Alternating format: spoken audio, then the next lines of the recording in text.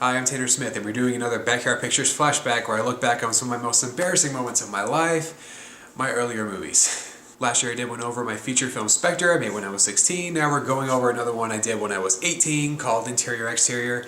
It's a little shorter, it's about 50 minutes long, but it's still kind of embarrassing, but I'm going to go over it anyway.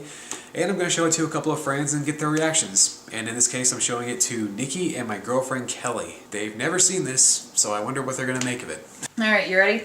No, but okay. I was telling her, you ready? Manos Hands of Fate Part 2. Ready for this? Yeah! Yeah! I made this in the summer of 2010, a summer when I felt like I was walking on air as a young filmmaker. I just turned 18, I got a scholarship for that Spectre film I mentioned, and I won an award. I won an award at the 2010 T-Tari Film Festival. I won the Arkansas Award. That was the award for Best Young Arkansas Filmmaker. It was, I felt like I was walking on air. I felt like I could do no wrong. I felt like I could experiment, I could get some more films out there. Just because I could doesn't necessarily mean that I should, but don't worry, this film didn't go anywhere, so I don't really have much to gloat about. And I'm just going to go through this story step by step because it is a little complicated and a little ridiculous, so let's get to it. This is Interior Exterior.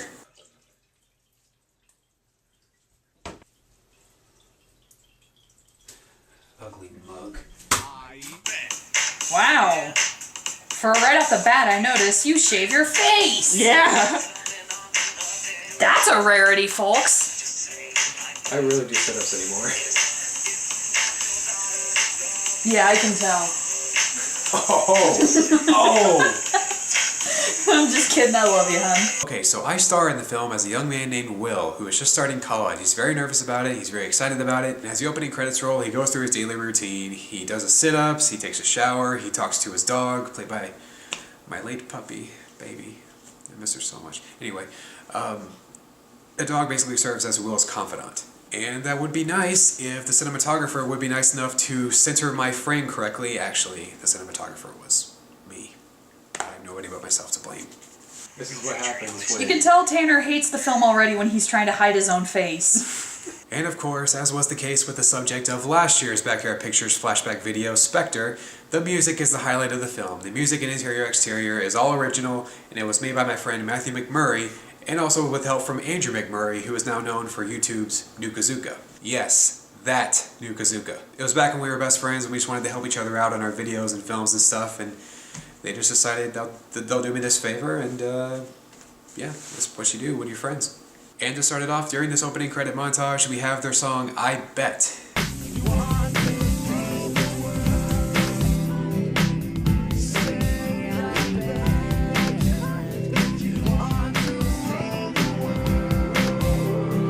So cut to a few weeks later when Will has suddenly changed. Like college has like overwhelmed him. He's studying really hard. He's got his first exam coming up in personal development, I think, and this is where we're introduced to his cousin Lowell, also played by me. Sup, cuz? Oh my god, there's two Tanners! Yeah, I had a habit of doing that back in the day. I was short on actors, so I just played two parts. So Lowell is basically a wisecracker, and Will is sort of, you know, the straight man. He's sort of like tight ass, and he's just like, dude, I don't know, I don't want to hang out with you anymore. Why don't you just go away, man? But Lowell wants to like be friends with him. He wants to bond with him and stuff like that. But like college changed him. You know, I should add that I made this before I even started college. I didn't even know what the hell I was talking about because I thought these were things I thought I was going to feel, and I thought I might as well just get it out of the way and just put it into a film. I had no idea what I was talking about. I was just starting, okay? And so that same night, Will goes to the Baptist church to pump up in the exercise room. For some reason, I don't really know. I never explained it that well. I don't really have much of an explanation for that, so... Where are your gym clothes? Hey,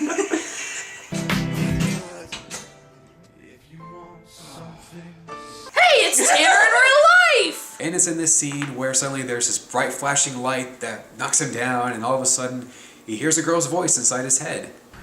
Where am I? What? And this is where it gets weird. Who said that?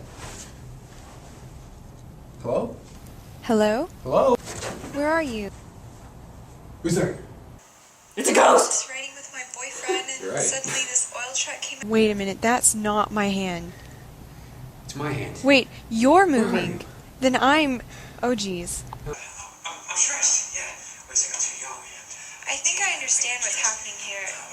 It seems as if I'm inside your head.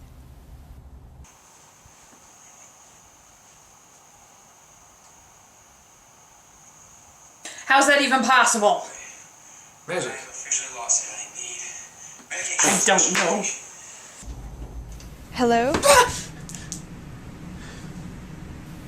I think we need to talk about this. What? Maybe you do need meds. Sheesh. Fly? It's this ladybug. Get some rest, calm down, sleep, and in the meantime, I'll find your every embarrassing moment in your mind. Have there been bugs Just in there to kill before? time. How did that get in here? I don't know. Whoa.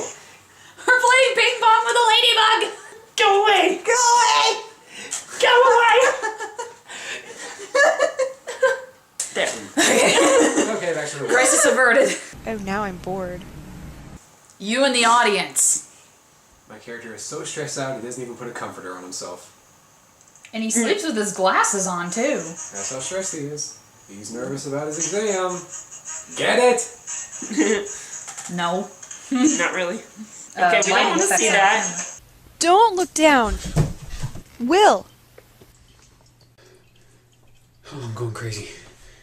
I understand how you feel. If I was you, Hello, jump cut. I'd freak out too. Okay, apparently this girl died in an accident and is now living in my character's mind. She can see what he sees, hear what he hears, can't feel anything, and she can hear his thoughts. And it's just, it was an interesting concept. I thought I could work with. I think it can be worked with a little bit if it was like done in the right hands. Maybe added a little bit of a psychological, test to it. And in other hands, I think that could be pulled off really well. But for an 18-year-old boy who just wanted to try something different with his filmmaking, it's just a little. Now, Will, my name is Becca Wolf, and I guess I died, but somehow I'm still alive. And you're totally fine with being dead, I guess. Hear what I hear?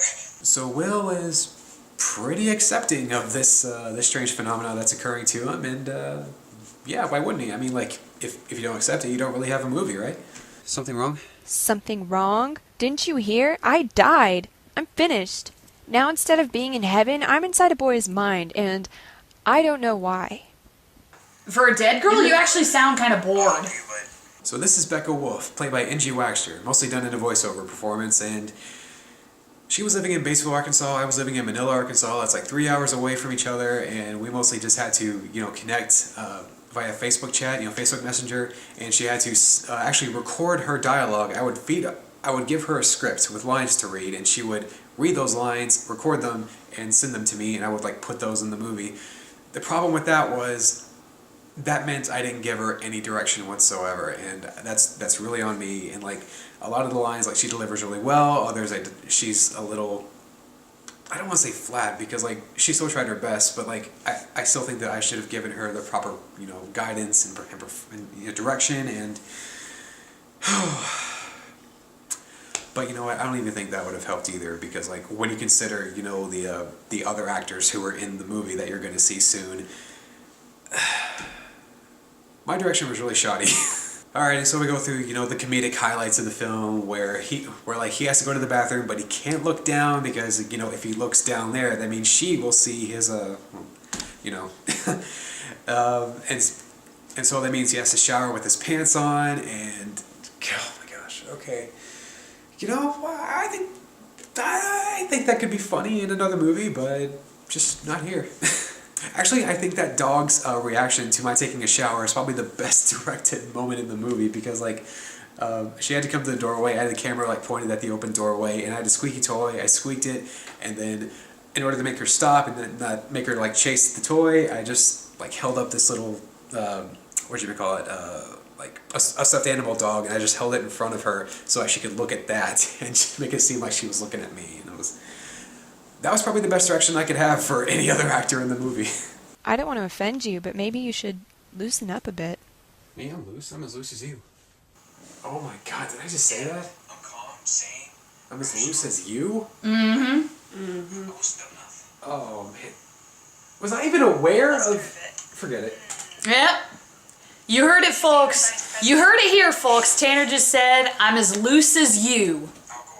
Aha! Why do you have a favorite vice president? So Will and Becca are starting to...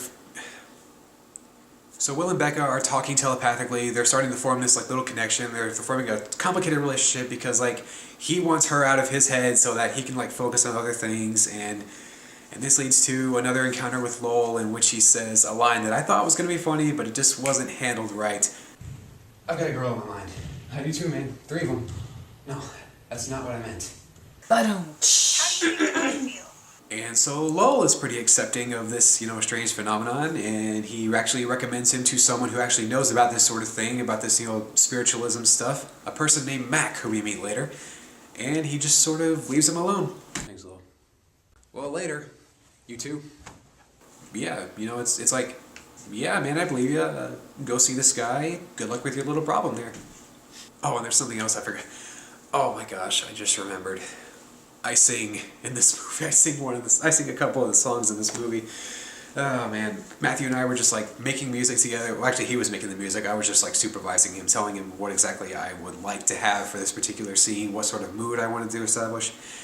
And we just sort of came up with these lyrics, and I sang them for the microphone, and I'm bored and distressed.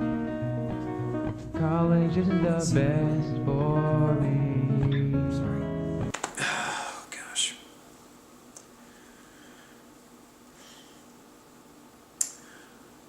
It gets better, trust me.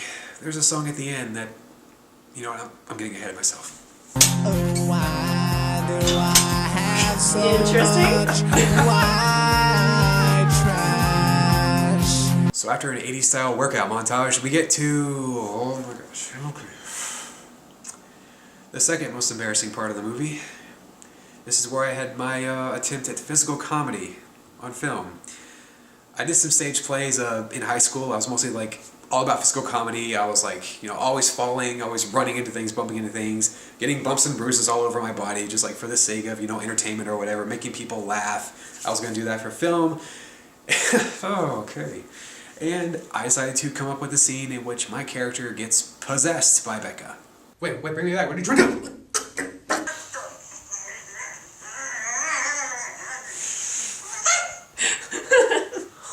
Ladies and gentlemen, the pivotal of acting just happened. This is harder than I expected.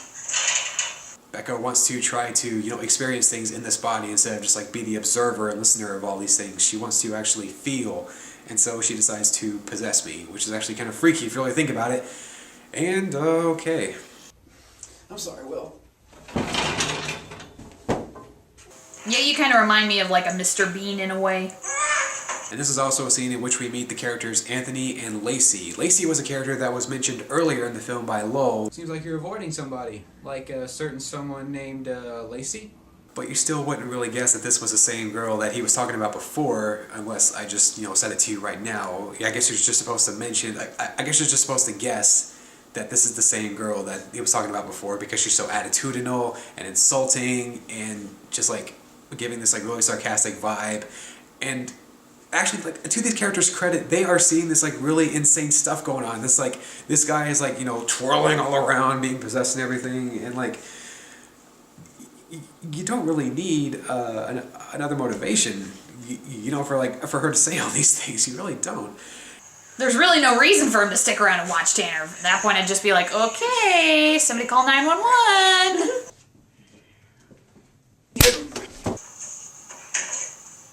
Okay. The heck? So dead. That was really cool. Don't ever do that again, okay? I feel like we're in The Exorcist. And the scene further goes into Will's low self-esteem, how he sees himself. He's very negative about himself, and he actually, and then he says, "I wish I could see what you look like." It's Becca, and she decides, maybe I can try this. Maybe I can like try some sort of weird mind thing where I can just suddenly have my image show up in your reflection. I don't know. Okay, I don't know. I just wanted a reason to see what Becca actually looks like, because we got the actress named Angie Waxter, and she is beautiful in real life, and I just wanted to, actually get a shot of her just like looking the way she does. And I did mention that like we had like a long distance thing going on. We were actually able to meet each other in person one time. It was actually when we were working together at a movie camp in Batesville, and we were on break. I asked her to come into the room where I was shooting the scene, and this is where my bad direction actually worked in the shot's favor. So Angie is standing in front of the camera, and she's not having any reaction at all, and so I gave her this direction. Okay, now give me a grin with your lips. And she tries, but she can't like keep it for so long because like, what kind of blocking is that? Give me a grin with your lips. Oh, okay, no. You say, give me a little smile, like you're a little bit shy, and you're seeing this guy you like for the first time, and you're not so sure how to react, but you're just gonna go with it because you know that he might like you, you might like him, and so it's kind of a sweet moment. See, directing right there. That is better blocking than give me a grin with your lips. She didn't quite know how to react to that, and so that actually worked in the film's favor. She started like snickering, she started laughing, and so I actually added on in a way to keep it going. Oh, this is perfect, absolutely perfect. And I don't think she took me seriously because that is when she laughed even harder. And she gave me that smile that I was looking for. I found it accidentally, and that's the take that's in the movie. So there's two things I want to take away from this scene. One is the reaction from Angie that I was really looking for. She got it, she nailed it, even if it wasn't the way that I intended to get it. And the second is the music. The score for this scene, done by Matthew McMurray, is just... I like to use it as often as possible. I think you may have heard it in a couple more of my videos on my channel, like the Blood Brothers featurette and a couple others, and it's just a nice, sweet, tune that I like to listen to. It's really nice. Yeah, it's pretty good music.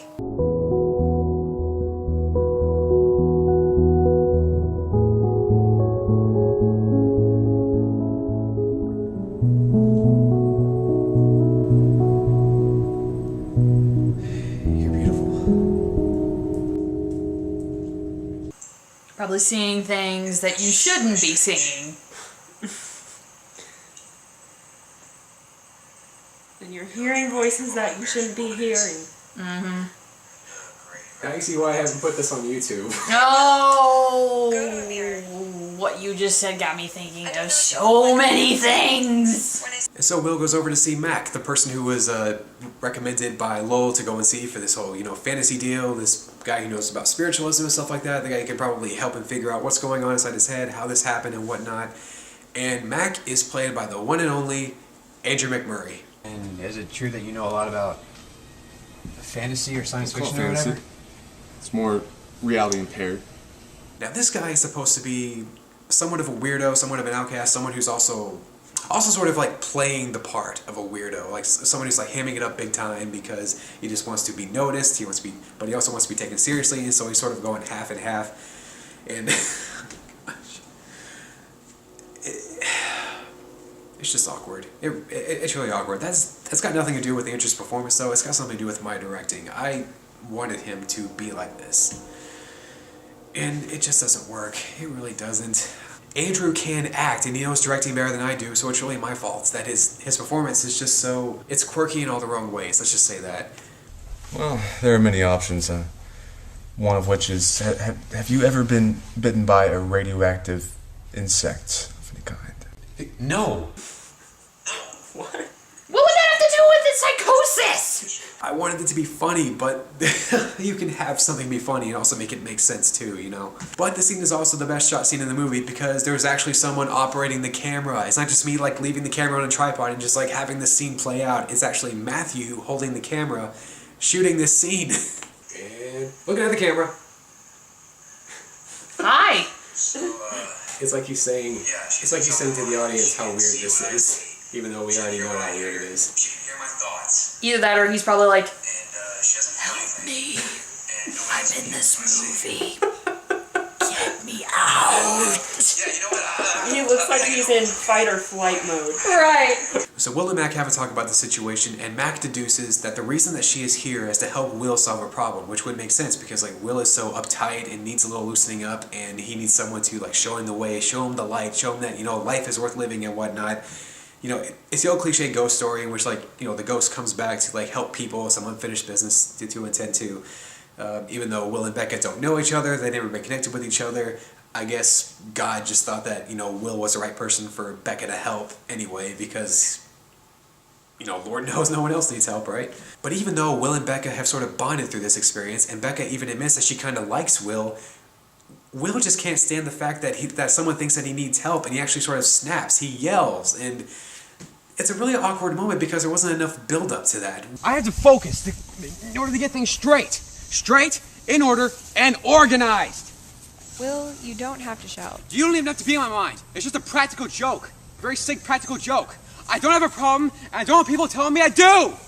He seems too standoffish, and it doesn't even make sense for Becca to, actually sort of have these feelings for him, because he's actually sort of an unlikable jackass. And that's another one of my failings, because, I directed the film, I created these characters, I should be able to give my own character a little more of a three-dimensional personality here.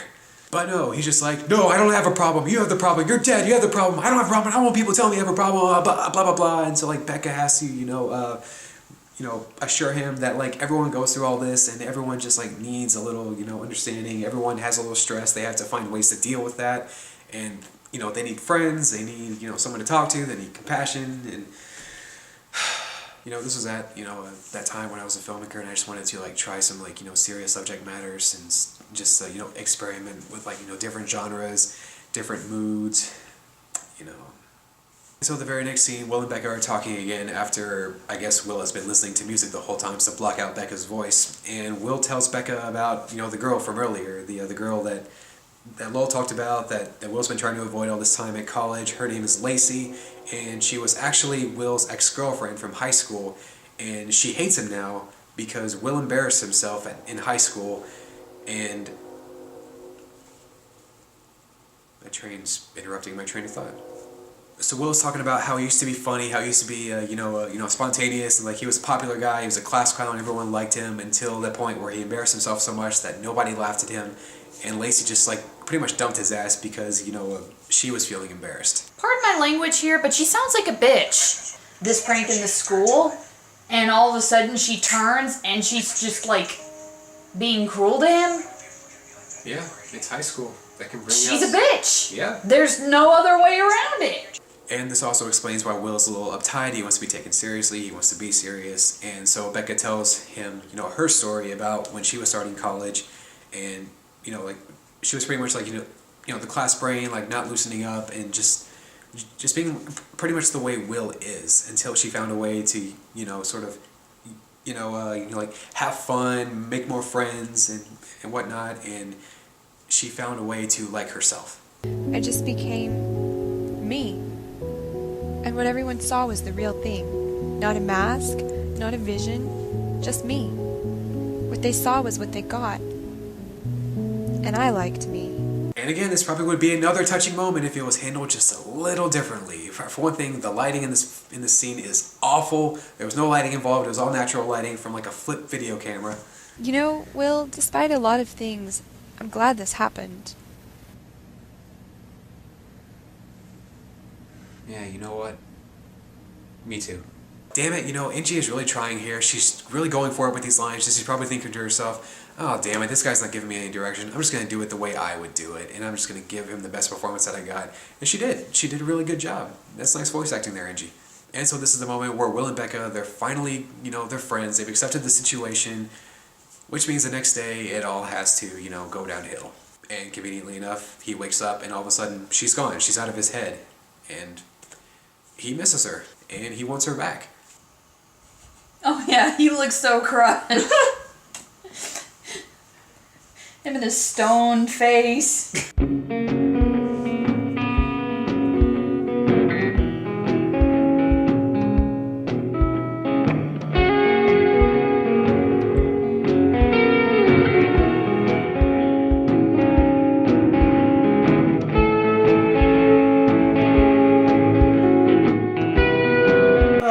It's hilarious the second time even.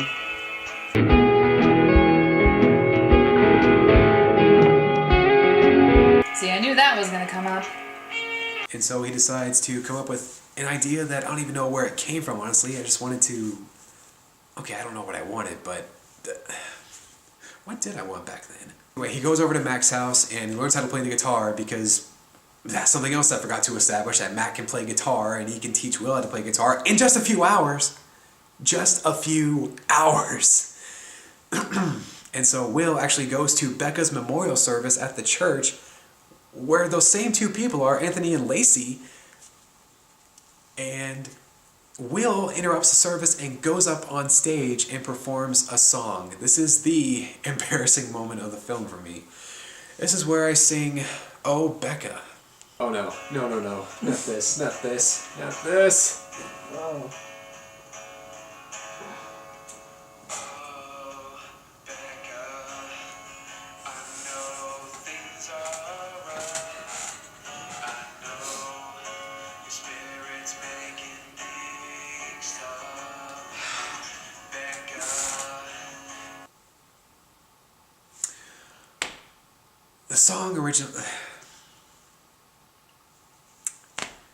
The song originated from a song that Andrew and Matthew performed called "Oh Blake." It was a song written as a joke. The lyrics are pretty much the same, except it's, "Oh Blake" instead of "Oh Becca."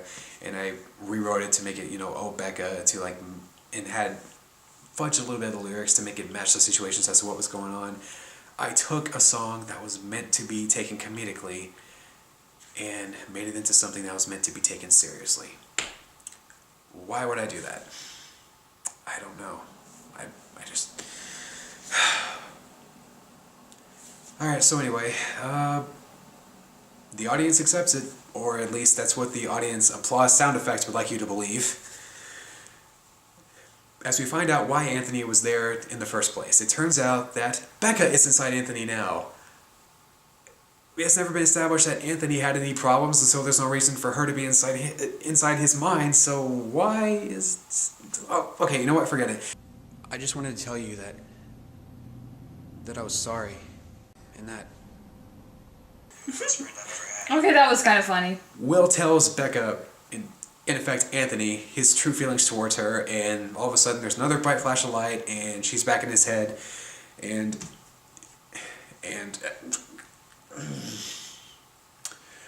I should remake this movie. I should rewrite it. Do it better this time. Becca? Guess who? Alright! I can't believe this. And this is where Lacey comes back and she gets her final moment and probably the best delivery in the movie, I'm not gonna lie. Oh yeah, and that whole interrupting the service to play your song thing was the stupidest thing I have ever seen. Come on, Anthony, listen.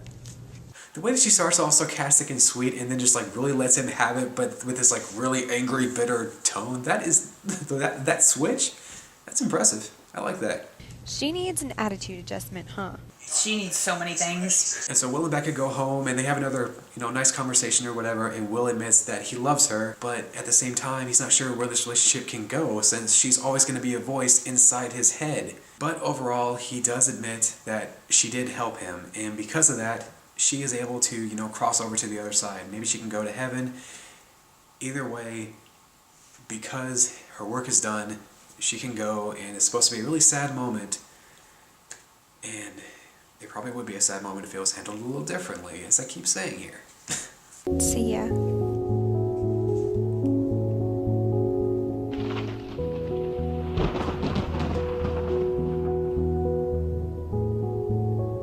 Why is there thunder every time she appears and disappears?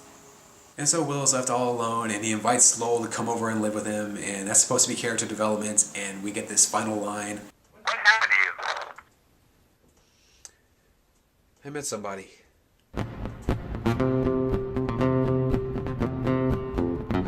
Yeah, okay. Okay. Okay. And that's it. That's the end. That's interior exterior. What the hell was I thinking back then? I don't know. Okay, overall, it was a film that I experimented with, and once again, as with Spectre, it was just my way of, improving with my filmmaking, just learning more steps as I went along, and I guess I learned a little more about directing, about blocking, and about storytelling, and even though it didn't really work out, the way that I thought it would, it did, pave the way for other projects down the future that I would improve at, I would get better at, and I did have fun making it. I felt like I was making something that was going to be like really touching, really moving, and that was like totally original. Yeah, I'm not that embarrassed by the film. I mean, like there are some parts I'm embarrassed by, like such as, you know, my singing and my whole physical comedy sort of thing, but you know, overall, I can't look back at this movie without, you know, like having some sort of, you know, pat myself on the back that I made it. I'm also glad that Andrew McMurray moved on to bigger and better things after this. Alright guys, thank you so much for watching, and maybe someday, you know, I'll go over, like, even more embarrassing films from, like, way back in the day. But until then, I'm Tanner Smith. Same problem I had with the other Backyard Pictures Flashback video. I can't come up with a good sign-off phrase, and so I'm just gonna leave. Bye.